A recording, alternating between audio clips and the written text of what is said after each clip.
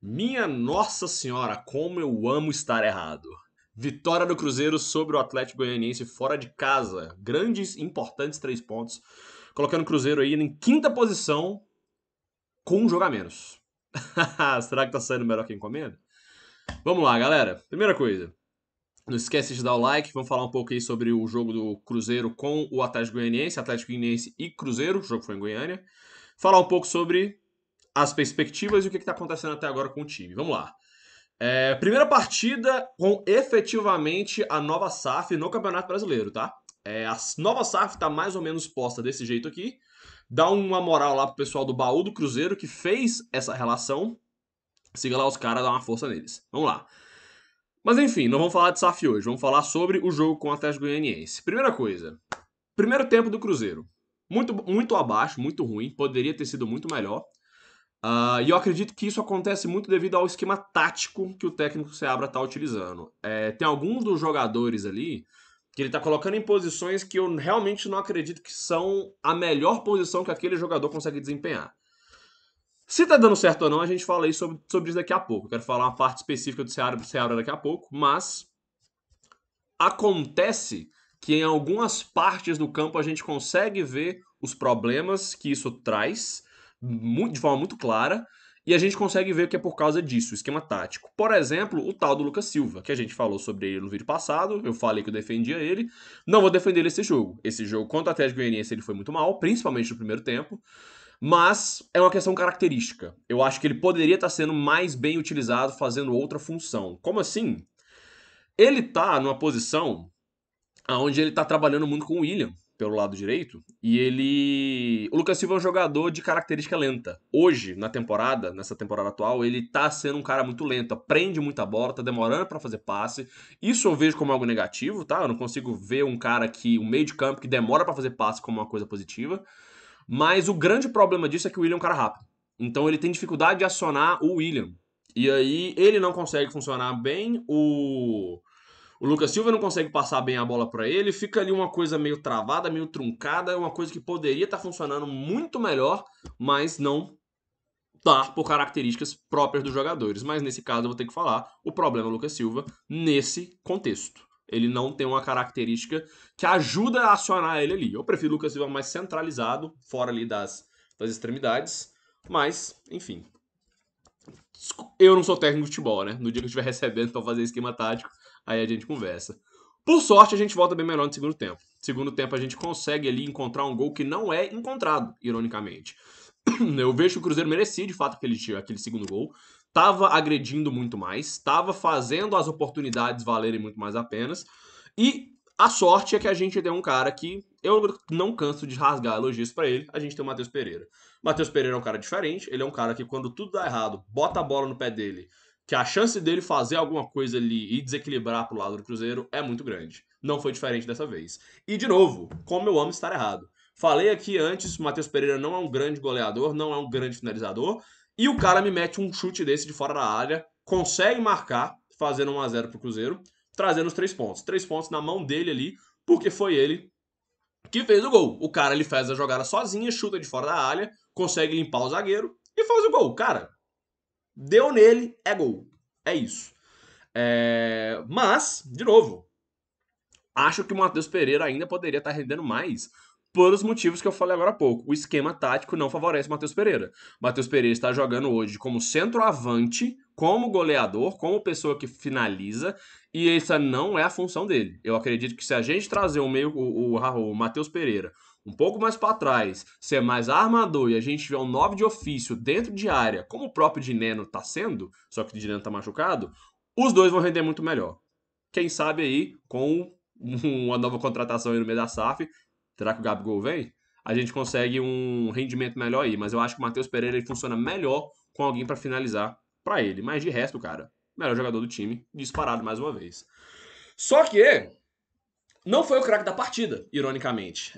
Com 90% das votações, o craque da partida ficou o Anderson, goleiro do Cruzeiro. Se a vitória tá nas mãos do Matheus Pereira, a não derrota tá na mão do Anderson. Anderson fez 2 ou foram 3 defesas dificílimas, quase que milagrosas. Uma delas que eu garanto que o Cabral não pegava por uma simples questão de característica. O Cabral gosta de jogar mais avançado. Aquela bicicleta que o jogador do Atlético Goianiense faz, o Cabral não estaria em posição para fazer a defesa alta. E, cara, o cara fez milagre. É o que eu tenho para falar. Dito isso, eu me contradizer um pouco agora. O Anderson ainda não é o titular do Cruzeiro, ou pelo menos não deveria ser.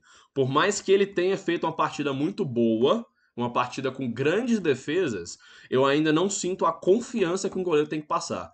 Goleiro é uma posição de confiança, ela tem que transmitir confiança. É assim que a gente valida se o goleiro é bom ou se ele é ruim.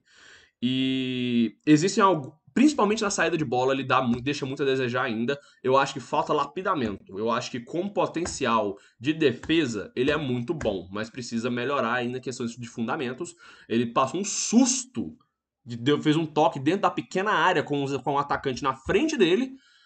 E que não entrou por causa de milagre, porque não sei o que aconteceu ali, o cara não teve reflexo para fazer o corte e mandar para dentro, mas melhorar o jogo com os pés, a saída de bola, lapidar melhor o jogador. Ele ainda não é o titular do Cruzeiro, eu ainda não vejo ele como titular do Cruzeiro, mas ele pode vir a ser muito bem sim. Será que o Cássio vem também? Veremos isso aí. Agora, temos o Matheus Pereira jogando muito, temos o Anderson com muito potencial, mas você sabe um cara que eu acho que tá apagado, que eu estava com mais expectativas? O Gabriel Veron. Gabriel Veron chega no Cruzeiro com muito otimismo. Eu via ele como esse possível goleador que estava faltando no time, como esse atacante que realmente ia chamar a responsabilidade. No momento da contratação, eu até fiquei mais animado com o Gabriel Veron do que com o próprio Dineno. Não é isso que está sendo transmitido dentro de campo. Hoje o Dineno é muito mais indispensável que ele. Mas, de novo, eu vejo como falta de ritmo de jogo ainda. De novo, um jogador pesado, um jogador ainda que não conseguiu encaixar o jogo dele ali, mas que eu acho que tem potencial. Só espero que não seja o novo Gilberto, que chega ali com toda a graça, colocando banca, e no final não entrega nada. Tomara que não. Mas enfim, agora vamos falar do homem, né? Por trás da vitória, Fernando Seabra, o técnico do Cruzeiro. O Seabra ele chega no Cruzeiro praticamente como um técnico estagiário. Bom, primeiro, vamos falar uma coisa. No ano passado, no final da temporada passada, o Paulo Autuori assumiu o comando do Cruzeiro nas últimas rodadas do Brasileirão com a saída do... Eu esqueci o técnico? Nossa, enfim, esqueci. o... o Paulo Autuori assume o comando do Cruzeiro no final da temporada passada. E muitas pessoas dizem que foi um trabalho muito conjunto, que o Autuori não estava sozinho ali, que ele não era de fato o líder da comissão técnica. Por quê? O Autuori deixou sempre bem claro que ele não queria voltar a atuar na posição de técnico. E ele foi um pouco contra a vontade dele, mas acabou assumindo por uma questão de necessidade. E junto dele veio o Seabra. O Seabra era, então, o técnico do Sub-20 do Cruzeiro, subiu para o profissional, e se você prestar atenção a jogar nos últimos jogos da temporada passada, você vai ver que quem tá ali gritando na beira do campo é o próprio Seabra. Ou seja, ele já estava assumindo uma posição de liderança do elenco na temporada passada, só que o Seabra é um técnico muito jovem, e existem competições que ele não tem nem licença para ser considerado técnico, a gente já fala sobre isso também, porque a Sul-Americana é uma delas, mas ele acaba saindo da comissão técnica, indo para o Bragantino e agora voltou como técnico principal. Resultado, o que eu tô querendo dizer com isso? Ninguém tava botando fé no Seabra, só que ele tá entregando. São 3 vitórias seguidas do Cruzeiro. A gente tá numa posição na tabela que a gente não esperava ver o Cruzeiro nessa altura do campeonato. Isso é muito bom. E por mais que eu tenho sim as críticas a respeito das táticas, dos posicionamentos dos jogadores deles, eu também tenho para mim que muito disso acontece porque o elenco é curto. Gente, você quer tirar o Lucas Silva hoje? Você vai botar quem no lugar? Sério.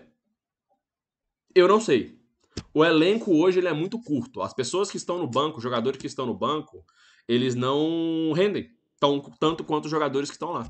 Então, enquanto a gente não vê ali grandes jogadores que a gente consegue fazer realmente variação do esquema tático, eu não vou botar muito na conta de Seabra, não. Ele tá saindo bem, ele tá entregando os pontos, porque afinal de contas, ganha quem chuta no gol, ganha quem marca gol. Tamo com 3 pontos na tabela a mais. E é isso daí. Então, até então, Seabra, tamo de olho. Não tem coisas que eu não concordo que você faz, mas enquanto você estiver entregando resultado, tamo feliz. Inclusive, essa partida do Atlético Goianiense e Cruzeiro, toda a verba foi destinada ao Rio Grande do Sul. E você aí mesmo que tá me ouvindo, Você já fez a sua parte pra ajudar? Vão lá que a situação tá feia, viu? Voltou a chover essa semana e as coisas não estão com perspectiva de melhora, pelo menos não nos próximos dias. Vai lá fazer a sua parte, porque, bom, enfim, é uma tragédia. Mas enfim, agora, e a respeito do futuro? Bom, eu acho que a situação agora do Cruzeiro é otimista. A gente tem uma. A gente está tendo bons resultados e ainda com perspectiva de melhora.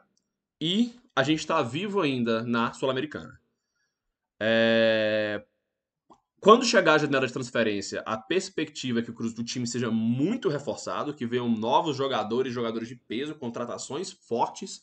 E eu enxergo hoje que se o Cruzeiro se manter nessa primeira parte, dessa primeira etapa do campeonato, vivo, bem posicionado no Brasileirão e conseguir passar por mata-mata da Sul-Americana, a gente consegue sonhar muito com os dois. A gente consegue ali sonhar uma semifinal, uma final de Sul-Americana, e a gente consegue sonhar uma posição na parte de cima da tabela, brigando até por uma pré-Libertadores no ano que vem. É otimismo demais? É. Mas, enfim, né? Eu sou torcedor, não sou analista, né? Então, é isso aí, galera. Muito obrigado. Deixa aqui nos comentários o que vocês acham, o que você concorda, o que você discorda. E é isso aí, valeu.